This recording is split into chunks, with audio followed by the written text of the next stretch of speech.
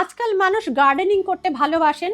বড় বড় বাড়ি না থাকলেও, বাংলো না থাকলেও মানুষ নিজের ছোট ছোট ফ্ল্যাটে, বারান্দায়, ব্যালকনিতে, সিঁড়ির পাশে কিন্তু তারা গাছ লাগাতে ভালোবাসেন। এই গাছ শুধু যে আমাদের চোখের শান্তি দেয় তা না, আমাদের মানসিক প্রশান্তির সঙ্গে সঙ্গে আমাদের কিন্তু বিশুদ্ধ অক্সিজেনও দেয়, যেটা কিন্তু আর কোনো উপাদান থেকে পাওয়া যায় না।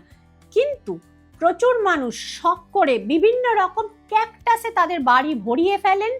এটা কিন্তু তাদের লাইফে মানসিক কষ্ট, উৎকণ্ঠা অর্থাৎ টেনশন এবং সময়ে সময়ে কিন্তু বড় বড় টার্মোয়েল অর্থাৎ ওলট পালট কিন্তু নিয়ে আসতে পারে তাদের কেরিয়ারে, তাদের বিজনেসে, তাদের রিলেশনশিপে, থার্ড পার্সনের এন্ট্রি পর্যন্ত করে দিতে পারে। সো বন্ধুরা, বি কেয়ারফুল।